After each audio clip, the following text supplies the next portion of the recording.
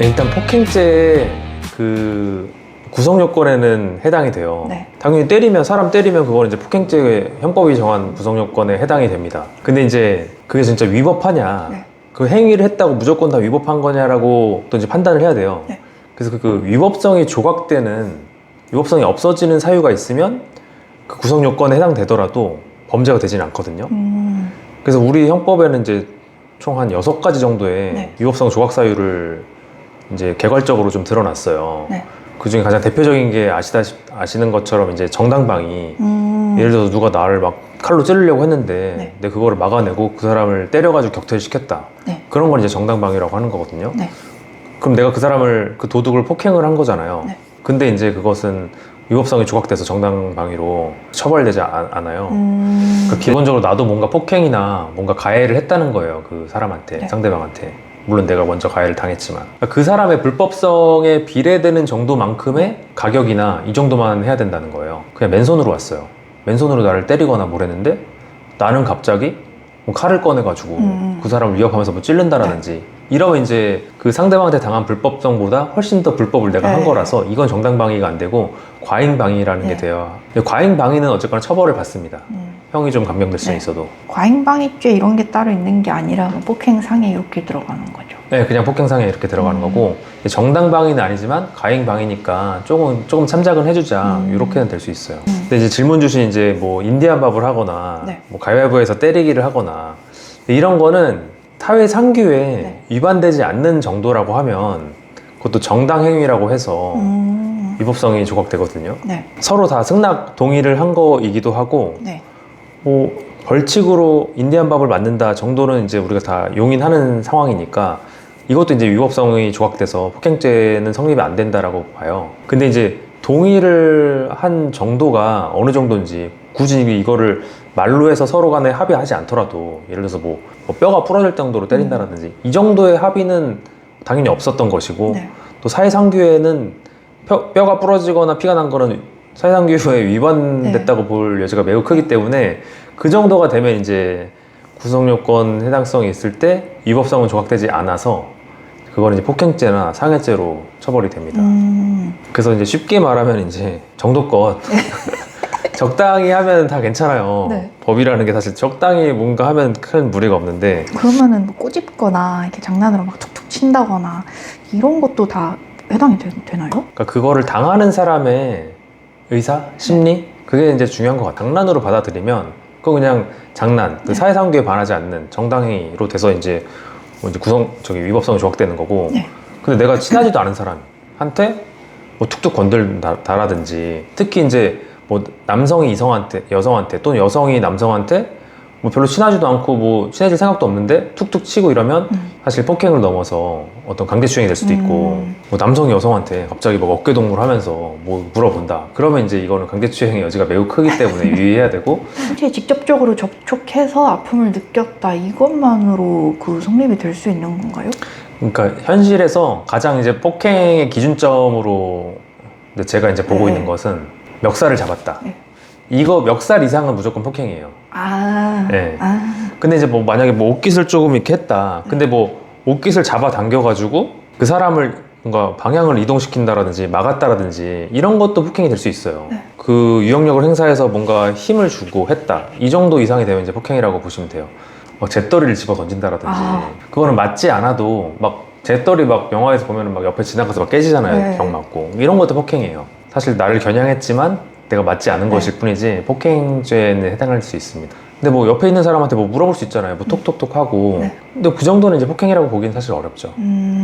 그럼 약간 그런 행위의 뭐 목적이나 의도 이런 것도 다 종합적으로 맞아요. 피해자의 의사, 목적, 뭐 네. 수단 이런 것들 다. 뭐 그 상대방이 용인을 어디까지 할 수 있는지 네. 그 의사에 따라서 많이 좌우되는 것 같아요. 이거는. 그러니까 미수범은 일반적으로는 처벌을 안 해요. 뭐 어떤 것들의 미수범은 처벌합니다가 네. 규정되어 있어야만 그 미수범을 처벌할 수 있어요. 근데 폭행죄 같은 경우는 이제 미수범에 대한 처벌 규정은 없기 때문에 네. 폭행죄는 이제 미수가 됐을 때는 처벌되지 않습니다. 그래서 근데 잿더리를 집어 던졌는데 네. 그게 안 맞았어요. 근데 이게 미수가 되긴 했는데 이걸 폭행죄로 처벌하지 않으면 그 불법성에 비해서 처벌이 너무 안 되는 거니까 처벌의 공백이 생기는 거기 때문에 그런 걸 이제 폭행으로도 처벌하는 것 같고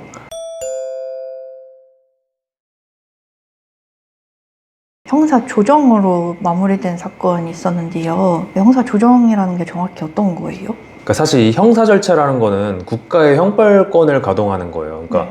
범죄자, 범죄했어? 국가가 널 처벌할 거야. 이게 이제 우리 형사 절차거든요, 네. 기본적으로. 네. 경찰이나 검찰이 이제 당사자가 되는 거고, 그 다음에 그 법원에서 그걸 판단을 해주는 거예요. 네. 그래서 사실 형사 사건 절차에서는 피해자가 당사자는 아니에요. 근데 이제 그러다 보니까 피해자를 너무 신경 안 쓰고, 피해자는 뭐 알아서 민사소송 하세요. 이런 거였거든요, 사실. 그러니까 피해자도 이 형사 사건 절차에서 뭔가 좀 뭐 피해를 배상받거나 네. 변제를 받거나 할 수 있는 절차를 만들어 보자라고 해서 형사 조정이라는 제도가 생겼고, 아, 이거는 꼭 폭행죄가 아니더라도 다른 범죄들도 네. 뭐 사기죄라든지 뭐 아니면 뭐 더 심한 범죄들도 이 형사 조정을 할 수 있어요. 피해자든 가해자든 다 형사 조정 하겠다라고 해야 이제 할 수 있는 거고. 아. 그래서 그런 보통 형사 조정 절차는 검찰청에서 열리게 돼요. 그럼 이제 형사 조정 위원이 보통 두 분이 있어요. 네. 근데 그 두 분들이 뭐 꼭 합의를 하세요, 뭐 조정을 합시다, 뭐 이렇게 하는 건 당연히 아니고, 두 분 뭐 의사가 있는 것 같으니까 뭐 그런 의견을 말해 달라. 액수를 뭐 이렇게 누가 먼저 됐든 부릅니다.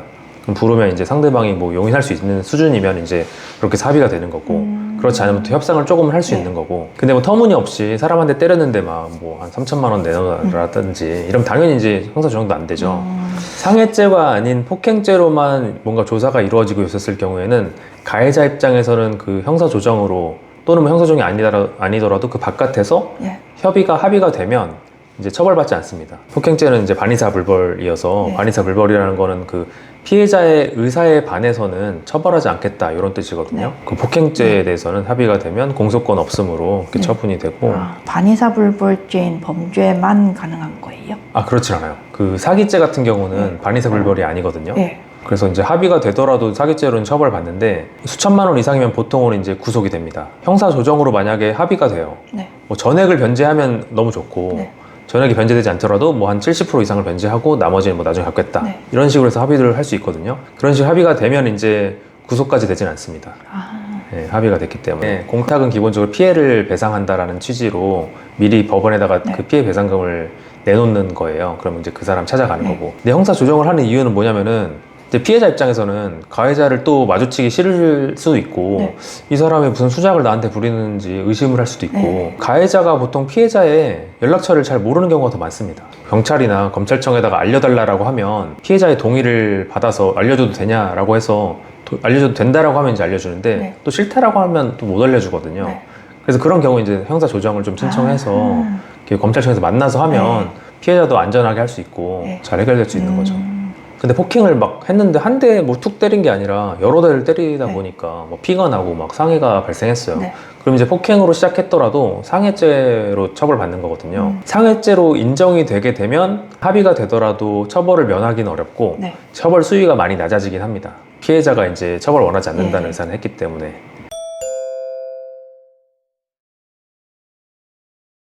그리고 한 가지 더 이제 사람들이 많이 궁금해 하시는 게, 피해자가 상해 진단서 냈다는데 나 그러면 상해가 다 인정되는 거 아니냐. 이런 게 이제 보통 폭행 사건, 네. 그리고 폭행에 따른 상해 사건, 그리고 이제 소위 말하는 뺑소니 사건에서도 그 뺑소니라는 거는 피해자가 타고 있었어야 되고, 네.